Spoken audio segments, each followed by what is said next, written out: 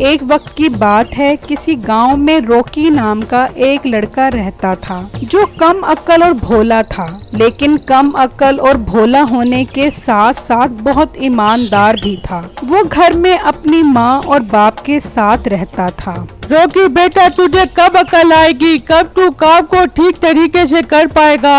अरे बेगम, तुम हर वक्त इससे लड़ती रहती हो। हाँ, मैं इससे लड़ूं नहीं तो और क्या करूं? इसे शुमार की तरफ भेजो तो ये जनूब की तरफ चला जाता है। दूध लेने भेजो तो ये उसकी लस्सी कर कर ले आता है। अरे बेगम, इसमें इस बच्चे का क्या कसूर है? ये तो पैदाइशी ही ऐसा है, इसे ऐसा न कहा कर। हाय, मेरी किस्मत फूटी हुई है जो ऐसी औलाद पैदा की मैंने, कम अकल वाली। अम्मी जान, आप लोग मेरी बहुत ज्यादा बेइज्जती करते हैं। मैं ये घर छोड़कर चला जाऊंगा।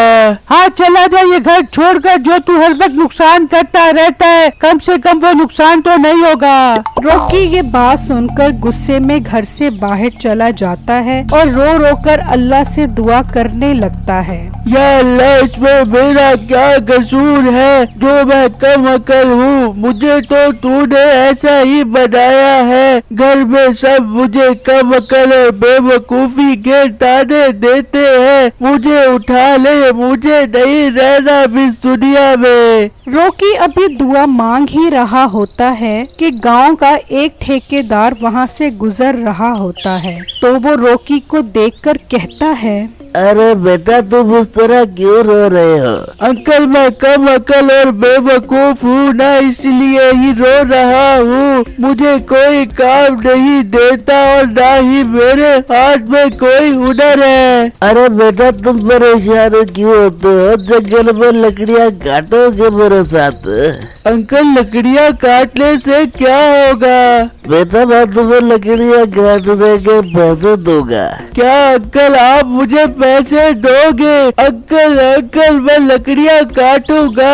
लकड़ियाँ काट कर मैं भी अपने घर वालों का सहारा बनूंगा। मैं ये खुशखबरी अम्मी अब्बू को जाकर सुनाता हूँ। जाओ, जाकर ये खुशखबरी घर जाकर सुनाओ। और कल साथ वाले जंगल में आ जाना लकड़ियाँ काटने के लिए। यार, फिर रॉकी खुशी खुशी घर जाता है और अपने माँ बाप को बताता है। वो ये बात सुनकर बहुत उदास हो जाते हैं। बस अब ये कौन जगह नुकसान करेगा और पैसे हमें भरने पड़ेंगे। रॉकी बेटा, तू ये लकड़ियों का काम मत कर। खामखा इसमें नुकसान हो जाएगा। अब हमारे पास और पैसे नहीं है जो हम तेरे नुकसान भरते फिरे। आप लोग कभी मेरे काम से खुश नहीं होंगे, कभी मुझे हौसला नहीं दोगे। मैं जाऊंगा, जरूर जाऊंगा लकड़ियाँ काटने। फिर अगले दिन रॉकी काम करने जंगल में चला जाता है और लकड़ियाँ काटने लग जाता है।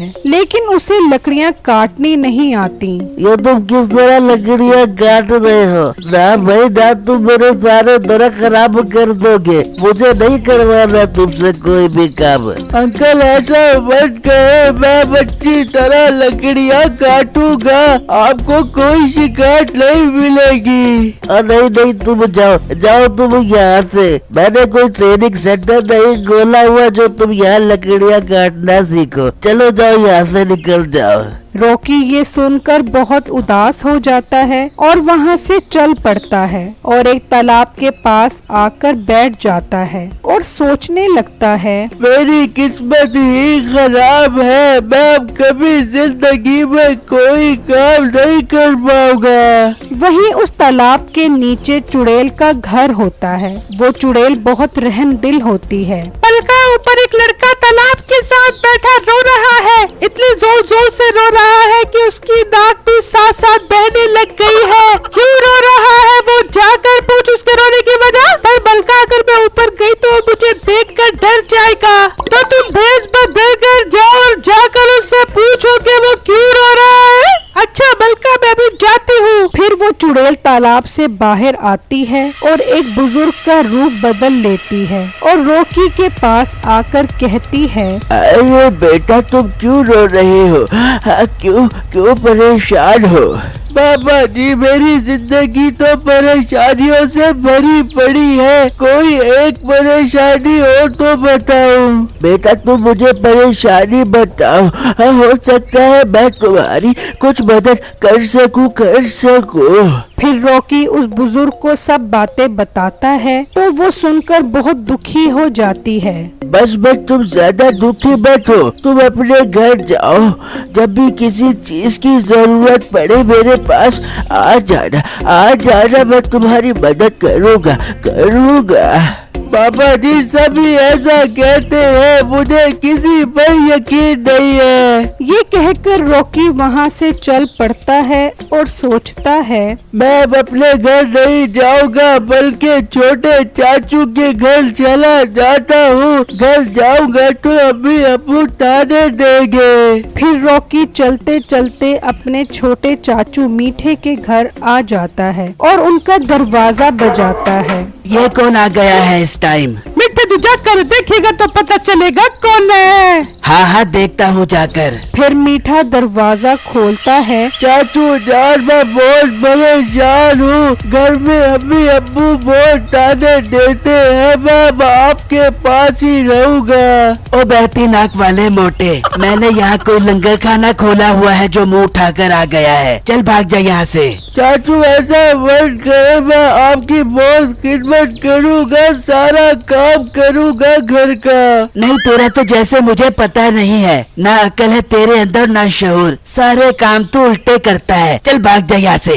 इतने में अंदर से नसीबो कैंची की आवाज आती है। अरे मीठे कौन है दरवाजे पे, मुझे आके बता। फिर मीठा नसीबो कैंची को जाकर सब बताता है। अरे मिट्टू से अंदर बुला ले, उससे सारे काम करवा देंगे घर के, और दोनों घर में बैठ के सुकून से रोटियां तोड़ेंगे।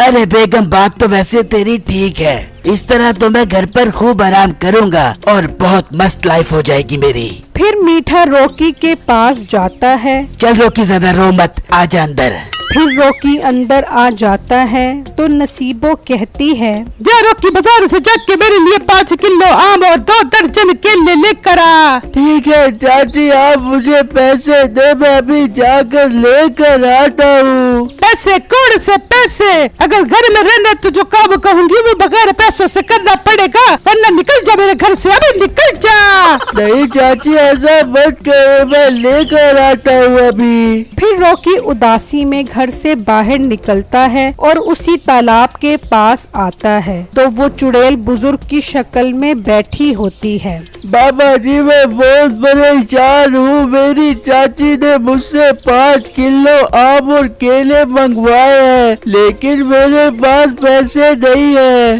बेटा तुम्हें परेशान होने की कोई जरूरत नहीं है, असल में मैं कोई बुजुर्ग नहीं हूँ बल्कि एक चुड़ैल हूँ। ये कहकर वो चुड़ैल अपनी असली शक्ल में आ जाती है तो रॉकी डर जाता है। तुम्हें मुझसे डरने की जरूरत नहीं है, मुझे पता चल गया है कि तुम्हारी कोई इज्जत नहीं करता और हर कोई तुम्हें बेवकूफ कहता है। हाँ चुड़ैल बाजी ऐसा ही है, मुझे हर कोई धुतकारता रहता है, मैं भी चाहता हूँ कि सब मेरी इज्जत करे। इज्जत सब पैसों से होती है, मैं तुम्हें आम केले और साथ साथ सोना भी देती हूँ, फिर देखना सब तुम्हारी इज्जत कैसे करते हैं। ये कहकर चुड़ैल ने मंत्र पढ़ा। गांव में लगे थे बकरों के मेले, वहाँ पर जितने भी लोग थे सारे थे वेले, बकरी ने दी काले काले ले ले, आजा मेरे हाथ में आम और केले। ये मंत्र पढ़ते ही उस चुड़ैल के हाथ में आम, केले और सोने के सिक्कों की ट्रे आ जाती है। जाके ट्रे ले जाओ और देखो तेरी इज्जत कैसे होती है। फिर रॉकी वो ट्रे लेकर वहाँ से चल पड़ता है और वहाँ नसीबो कैंची मीठे को कहती है, बेटे आज तो आम और केले खाने का मजा आ जाएगा। अरे बेगम तुझे पता नहीं है, वो बहुत बोंगा है, वो बगैर पैसों के केले और आम तो क्या उनके छिलके भी नहीं लाएगा। बेटे अगर वो आम और केले न लेके आया तो मैं उसको कान पकड़वा के डंडे मारूंगी और जूतियाँ मार मार के उससे घर से निकाल दे दूंगी। हाँ तो फिर जूतियाँ और डंडे मारने के लिए तैयार हो जा। वो अभी ये कह ही रहे होते हैं कि रॉकी अंदर आ जाता है। वो दोनों उसके हाथ में आम, केले और सोने के सिक्के देखकर हैरान रह जाते हैं। रॉकी, तुम्हारे पास आम और केले और सोने के सिक्के कहाँ से आए? अरे चाचू, ऐसी तो बहुत सारी ट्रे है मेरे पास। बहुत सारे? रॉकी मेरे बच्चे, आप खड़े क्यों हो? बैठ जाओ, आप थक जाओगे। और मोटी नाक वाली औरत, तू खड़ी मेरा मुँह क्या देख रही है? जा जाकर रॉकी साहब के लिए ठंडा ठंडा शरबत बना कर आ। हाँ हाँ, मैं भी लेकर आती हूँ अपनी जान, अपने दिल की धड़कन रॉकी बेटा के लिए मजेदार शरबत। फिर उसके बाद रॉकी की खूब खुशामद और खिदमत होती है। मुझे कमेंट बॉक्स में जरूर बताइएगा कि आपको मेरी स्टोरी कैसी लगी। शुक्रिया।